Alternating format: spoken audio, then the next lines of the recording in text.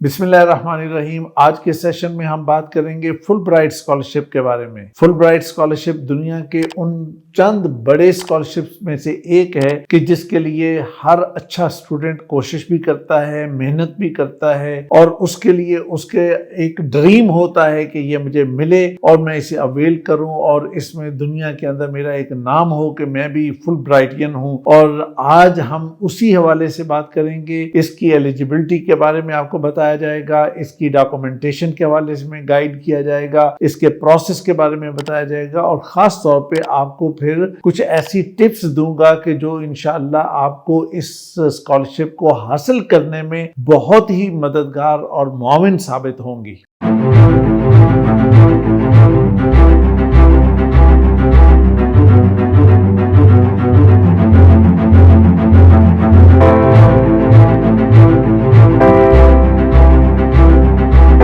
तो जनाब, full bright scholarship जो है ये मास्टर के लिए होता है या पीएचडी के लिए होता है। यानी आपने अगर 16 ईयर एजुकेशन बीएस मुकम्मल कर लिया है तो फिर आप इसके लिए अप्लाई कर सकते हैं मास्टर में, और अगर आपने मास्टर किया है तो फिर आप अप्लाई कर सकते हैं पीएचडी के लिए। दूसरी चीज इसमें खास तौर पे जो इम्पोर्टेंट है वो ये है कि आपका जो एकेडमिक बैकग्राउंड है वो बहुत स्ट्रॉन्ग होना चाहिए। फील्ड आपका कोई भी हो सकता है और इसके अलावा टॉफिल आपको बहुत अच्छा होना चाहिए। इसकी फर्दर डिटेल मैं बाद में आपको बताऊंगा। जीआरई आपका बहुत ही अच्छे लेवल पे आपको पास करना है। एलिजिबिलिटी में दो चीजें और बड़ी इंपॉर्टेंट हैं जो आम तौर पे बाकी जगहों पे कम ही होती हैं। नंबर एक ये है कि भाई आपने ये स्ट्रॉन्ग कमिटमेंट देनी है कि मैं वापस आकर पाकिस्तानी कम्युनिटी को सर्व करूंगा, और दूसरी चीज ये है कि आपके अंदर लीडरशिप स्किल, लीडरशिप एबिलिटी बेहतरीन लेवल की मौजूद होनी चाहिए। अब मैं आपको इसके बेनिफिट्स के हवाले से अगर बताऊं तो इसमें नंबर एक तो यह है कि ट्यूशन फी मुकम्मल कवर करता है। दूसरी बात यह है कि आपको मंथली स्टाइपेंड भी बेहतरीन मिलेगा। तीसरी बात यह है कि आपको लिविंग एक्सपेंस भी सारे मिलेंगे, यानी आपको रिहाइश भी मिलेगी। उसके अलावा यह है कि आपको हेल्थ इंश्योरेंस भी इसमें कवर की जाएगी। मजीद यह कि आपको स्टडी के लिए जितना मटेरियल चाहिए और उसके लिए जितना भी एक्सपेंस हो जाए वो तमाम एक्सपेंस इसके अंदर कवर किया जाएगा। आइए अब मैं आपको डॉक्यूमेंटेशन के हवाले से गाइड करता हूं।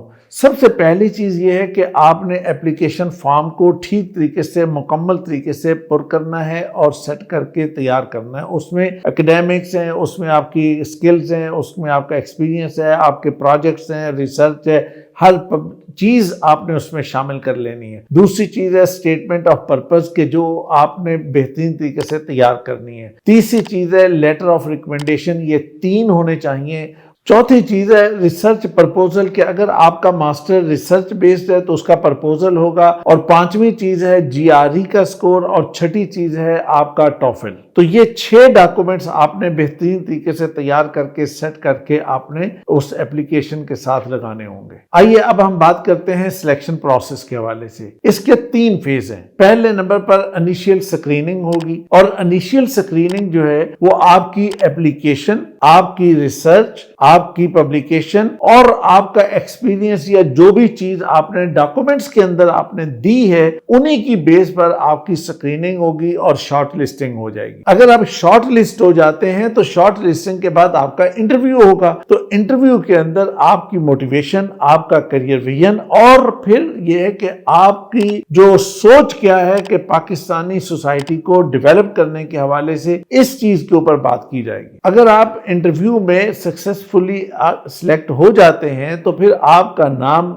यूएस एजुकेशन फाउंडेशन जो है वो मुख्तलिफ यूनिवर्सिटीज को एडमिशन के लिए भेज देगी, और जो ही एडमिशन आपका कंफर्म हो जाएगा आपको कॉल की जाएगी, वीजा दिया जाएगा और कहा जाएगा कि जनाब आप जाइए और जाके यूनिवर्सिटी को ज्वाइन कीजिए और पढ़ाई स्टार्ट कर लीजिए। मेरे अजीजों, अब मैं आपको वो टिप्स बताने वाला हूं कि जिन टिप्स के जरिए से आप इस फुल ब्राइट स्कॉलरशिप को सिक्योर कर सकते हैं। سب سے پہلی چیز اسٹرانگ اکیڈمک بیک گراؤنڈ. اس کے اندر کیا چیز ہوگی؟ اس کے اندر بنیادی طور پہ 3 چیزیں ہیں. نمبر 1 تو یہ ہے کہ جناب جی پی اے آپ کا بہت ہائی ہونا چاہیے، یعنی نمبر آپ کے بہت اچھے ہونے چاہیے. یہ پہلی چیز ہے، اس میں کوئی اختلاف نہیں. دوسری چیز یہ ہے کہ جناب آپ کی ریسرچ اچھی ہونی چاہیے. اور تیسری چیز یہ ہے کہ ایکسٹرا کریکولر ایکٹیویٹیز آپ کی بہت زیادہ ہونی چاہیے. اس کا مطلب یہ ہے کہ آپ کو سوسائٹیز کے کام میں انوالو ہونا چاہیے، کلب میں انوالو ہونا چاہیے، اسپورٹس میں انوالو، والنٹیئر ورک میں انوالو ہونا چاہیے. اور اس حوالے سے بچوں کو اکثر پیرنٹس یہ مشورہ دیتے ہیں کہ نہیں ان کاموں میں نہ جاؤ، وقت ضائع ہوتا ہے.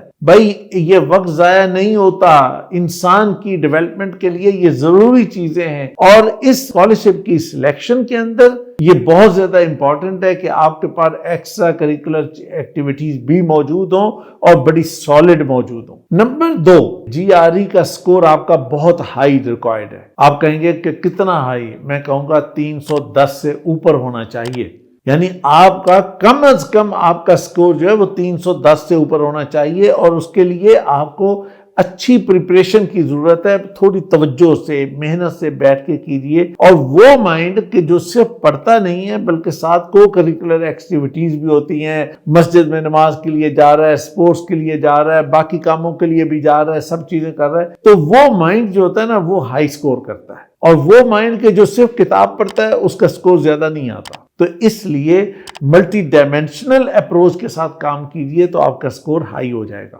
اب آئیے تیسرے نمبر پہ میں آپ کو بتاتا ہوں کہ اسٹیٹمنٹ آف پرپس جو آپ نے تیار کرنی ہے یہ کیسے تیار کرنی ہے. سب سے پہلا سوال جو ایڈریس کرنا ہے اس کے اندر وہ یہ کہ آپ نے یہ والا پروگرام کیوں لیا ہے. آپ اس کو ڈیفائن کریں گے، آپ بتائیں گے، ڈیفینڈ کریں گے کہ اچھا یہاں اس وجہ سے یہ دلائل ہے میرے پاس، اس لیے میں نے یہ کیا ہے. اور اس کے لیے میں ہمیشہ ریکمینڈ کرتا ہوں کہ آپ ایپٹیچیوڈ اسیسمنٹ ضرور کروائیں تاکہ آپ کو پتہ چلے کہ بھئی میرے اندر کوالٹیز کون سی ہیں، میرے ٹریٹس کون سے ہیں، میری ابیلٹیز کون سی ہیں. جب آپ کو یہ والی چیزیں پتہ چلیں گی تو آپ یہ بات کر سکتے ہیں کہ میرے اندر یہ کوالٹیز ہیں اور ان کے مطابق جو الائنڈ فیلڈ بنتا ہے وہ یہ والا بنتا ہے. اور اگر میں اس فیلڈ کو جاؤں گا تو نیچرلی میں بہت ہائی جو ہے لیول پہ جا کے کام کروں گا، میں اس میں ایکسل کروں گا اور بہترین طریقے سے ایڈریس کر سکتا ہوں چیزوں کو. اور دوسرا جو پوائنٹ اس کے اندر آپ نے ایڈریس کرنا ہے وہ پوائنٹ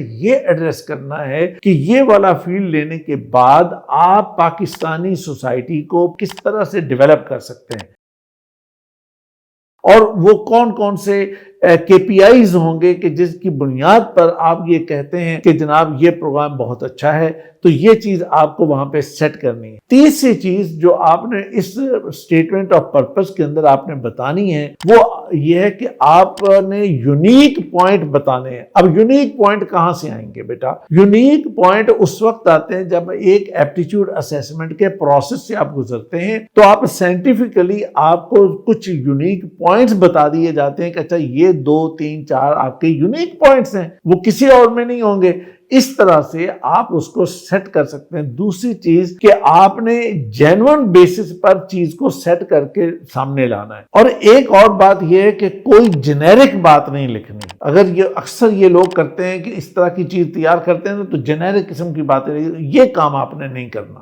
چوتھے نمبر پہ جو ٹپ دینا چاہتا ہوں وہ لیٹر آف ریکمنڈیشن کے حوالے سے. یہ 3 چاہیے. ایک لیجئے پروفیسر سے، ایک لیجئے امپلائر سے اور ایک لیجئے کونسلر سے. تو یہ 3 ریکوائرڈ ہیں. اور جو کونسلر والی بات میں آپ کو بتا رہا ہوں نا یہ مطلب باقاعدہ ریکمینڈڈ ہے. فل برائٹ آرگنائزیشن ان کی طرف سے ہی یہ ریکمینڈڈ ہے کہ یہ اس کی طرف سے ہونا چاہیے. اس میں کیا چیز ہوتی ہے؟ فرق کیا پڑتا ہے؟ فرق یہ پڑتا ہے کہ اکیڈمک سائٹ سے چیز آئے گی وہ اپنے اینگل سے ایک بات کو لکھے گا اور جو چیز امپلائر کی ہے تو وہ اپنے اینگل سے بات کرے گا اور جو کونسلر ہے وہ کونسلر یا مینٹور جو ہوتا ہے وہ اپنے اینگل سے بات کرتا ہے. تو فرق کلیئر ہوتا ہے. کیوں؟ انہیں کیا چاہیے؟ انہیں یہ چاہیے کہ اکیڈیمکلی انہیں سٹرونگ چاہیے، ریسرچ لیول سٹرونگ چاہیے، لیڈرشپ کوالٹیز بہت اچھی چاہیے اور کمیونٹی کو سرو کرنے کے حوالے سے کلیئر ویژن بھی چاہیے. اب یہ تینوں چیزیں چاروں جو انہیں چاہیے یہ 3 ریکمنڈیشن لیٹر سے انہیں مل جائیں گی. اس وجہ سے میں یہ کہتا ہوں کہ یہ تینوں لیٹر ان 3 لوگوں سے آپ حاصل کیجئے. 5ویں ٹپ جو ہے وہ ریسرچ کے حوالے سے ہے کہ آپ نے کوئی ریسرچ کی ہے، کوئی پبلیکیشن ہے، کوئی چھوٹی ہے، بڑی ہے، کسی بھی طرح کی ہے تو اسے شامل کیجئے، اس کی بہت زیادہ ویٹیج آپ کو ملے گی۔ نمبر 6 پہ جو چیز آپ کو سمجھنی ہے وہ یہ کہ آپ فل برائٹ اسکالرشپ کے لیے اگر سلیکٹ کر لیے جائیں اور وہاں پہ چلے جائیں تو واپس آنے کے بعد آپ پاکستانی سوسائٹی کو ایجوکیشن کے اعتبار سے، اکانومی کے اعتبار سے اور سوشل ڈیولپمنٹ کے اعتبار سے آپ کیا ڈیلیور کریں گے، آپ کا ویژن کیا ہے، تو یہ کلیئر ویژن آپ کے پاس ہونا چاہیے۔ اگر اس کے اندر کوئی جول، کوئی ایمبیگوٹی، کوئی چیز ہوگی تو یہ سمجھ لیجئے کہ آپ کی سلیکشن جو ہے وہ مشکوک ہو گئی ہے۔ اس لیے یہ ٹپ بہت امپورٹنٹ ہے اور یہ پوائنٹ جو ہے یہ کئی جگہ پہ آ رہا ہے، اسٹیٹمنٹ آف پرپز میں بھی آ رہا ہے اور یہ ریکمنڈیشن لیٹر میں بھی آ رہا ہے اور دوسری جگہوں پہ بھی یہ چیز آ رہی ہے۔ اس لیے آپ اس بات کو بہت اچھے سے سمجھ لیجئے کہ آپ کو واپس آنا ہے اور آ کے اس سوسائٹی کو اچھے طریقے سے سرو کرنا ہے اور اس کے لیے آپ کے پاس کلیئر ویژن ہونا چاہیے۔ اور آخری ٹپ جو آپ کو میں دینا چاہتا ہوں وہ ہے آپ کے انٹرویو کے حوالے سے۔ اچھا دیکھیے، آپ جب انٹرویو کے لیے جاتے ہیں پہلی بات تو یہ ہے کہ بھائی سلیکشن ہونی ہے یا نہیں ہونی یہ الگ بات ہے، لیکن کانفیڈنٹ رہیے کہ یار بس ٹھیک ہے، ہو جائے گی تو بہت اچھی بات ہے، نہیں ہوگی تو نہ صحیح، کیا فرق پڑے گا، اللہ تعالیٰ اور میرے لیے سبب بنائے گا۔ تو یہ اعتماد اپنے اندر پیدا کیجیے۔ دوسری بات یہ کہ جس فیلڈ کے لیے آپ اپلائی کر رہے ہیں یا جس میں آپ نے بی ایس کیا ہے، ایم ایس کیا ہے، اس کے حوالے سے مکمل انفارمیشن اور مکمل گرپ آپ کے پاس ہونی چاہیے کہ کسی بھی اینگل سے کوسچن آئے تو آپ اس کو ایڈریس کر سکتے ہیں۔ خاص طور پر ایک بات سمجھ لیجئے جس کو اکثر اسٹوڈنٹ اگنور کرتے ہیں، مثال کے طور پر کہ آپ سے کوسچن آئے گا اپلیکیشن کے حوالے سے کہ آپ نے بی ایس کیا ہے سائیکالوجی میں، آپ نے بی ایس کیا ہے پبلک ایڈمنسٹریشن میں، آپ نے بی ایس کیا ہے کمپیوٹر سائنس میں،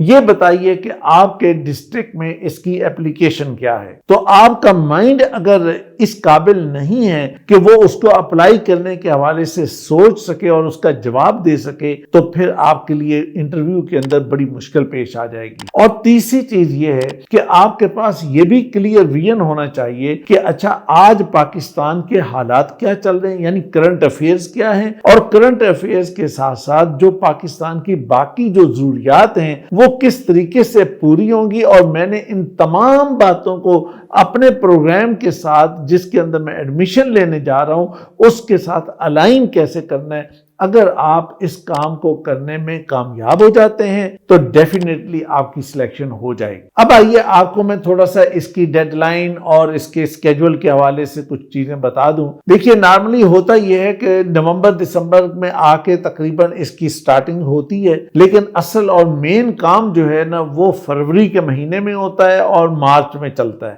مارچ میں جا کے اس کو کلوز کیا جاتا ہے اور اس کے بعد ساری سارٹنگ ہوتی ہے، اور سارٹنگ کرنے کے بعد ستمبر اکتوبر میں جا کے شارٹ لسٹنگ ہو جاتی ہے۔ شارٹ لسٹنگ کے بعد پھر آپ کو انٹرویو کی کال آتی ہے اور انٹرویو کے لیے کال کیا جاتا ہے، اور پھر وہ کوشش کرتے ہیں کہ دسمبر تک اس پروسیس کو مکمل کیا جائے تاکہ آپ اگلے سال کے بالکل شروع میں آپ یونیورسٹی کو جوائن کر سکیں۔ تو اس طرح سے اگر ہم ٹوٹل دیکھیں تو آپ کو 1 سال کا ٹائم تقریباً لگے گا، اور میں اگر اس کے ساتھ ساتھ ڈاکومنٹیشن کی تیاری اور باقی چیزوں کی تیاری تو اس کو بھی شامل کروں تو میرا یہ خیال ہے کہ کوئی 2 مہینے کا اضافہ کر لیں۔ تو اگر آپ اس سارے کام کو اچھے طریقے سے پلان کر کے چلتے ہیں تو 1 سال یا سال کچھ 2 مہینے اوپر نیچے کر لیں تو اتنے ٹائم کے اندر آپ اس بہترین اپرچونٹی کو اویل کر سکتے ہیں۔ تو میرے عزیزو، آخری بات آپ سے یہ کہتا ہوں کہ اگر آپ نے اچھی پریپریشن کی، ایپلیکیشن کو سٹرونگ بنایا، اپنا ویژن کلیئر کیا تو کامیابی یقینی ہے۔ میری دعائیں آپ کے ساتھ ہیں۔ خوش رہیے، شاد رہیے، آباد رہیے۔